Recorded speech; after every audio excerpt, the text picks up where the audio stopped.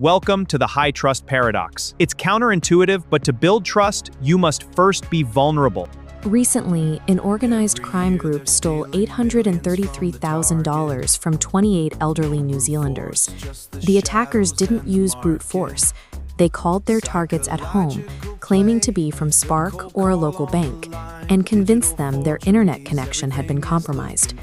They manufactured a technical emergency to panic the victims into handing over remote access to their computers.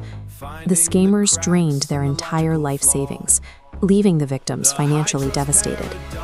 These are highly organized, industrialized operations, engineered to bypass our defenses and infiltrate the one place we are supposed to feel safest, our own homes. To understand why this works so well here, you have to look at New Zealand's culture. We operate as a high-trust society. The default assumption is that people will play by the rules and that our institutions are honest. Global cybercriminal networks understand this exact cultural trait. They actively map our baseline trust and weaponize it, using our willingness to cooperate as their primary way in. After the theft, victims face a secondary trauma. Instead of directing anger at the syndicates running the operations, the public reflex is often to blame the targets. Victims are publicly humiliated and called stupid for believing the lie. The Commission for Financial Capability points out that we have allowed victims to carry the shame of being deceived.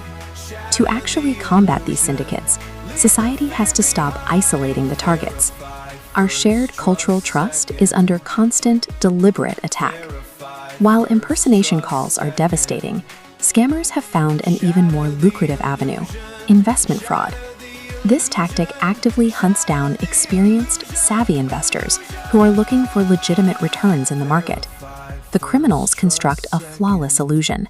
They deploy charming, highly persuasive individuals who act as your personal broker and back them up with pristine, professional-looking website infrastructure.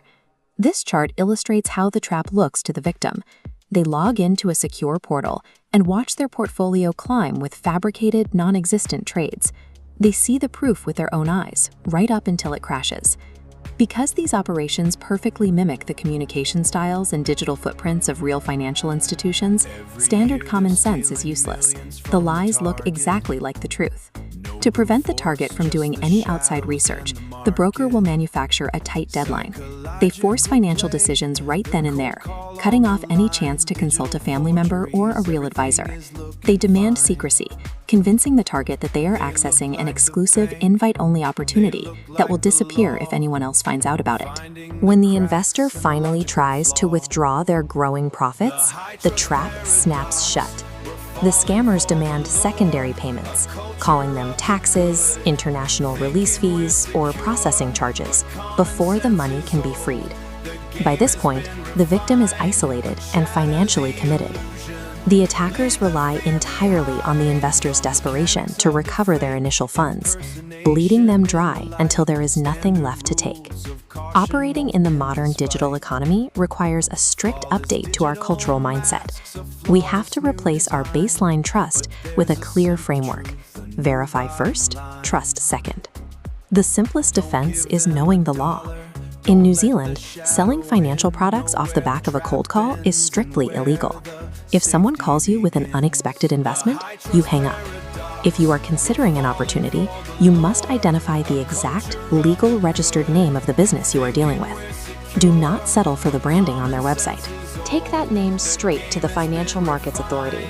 Check their database to confirm the firm is regulated and ensure they aren't already flagged on their active wording lists. Taking 10 minutes to run these independent verification checks is the only reliable way to shatter the illusion before any money leaves your account. When a scam is finally revealed, the financial hit is only half the damage. The emotional impact is soul-destroying, leaving victims with a total loss of confidence in themselves and the people around them. Families must have open, non-judgmental conversations about digital threats, especially with relatives who might be targeted.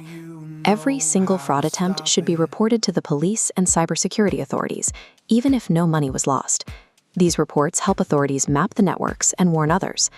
Preserving our high-trust society doesn't mean trusting everyone blindly.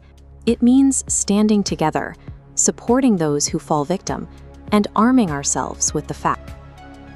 Every year they're stealing millions from the target. No brute force, just the shadows and the market.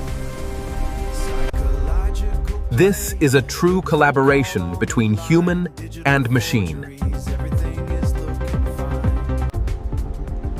They look like the bank. Elevate your perspective.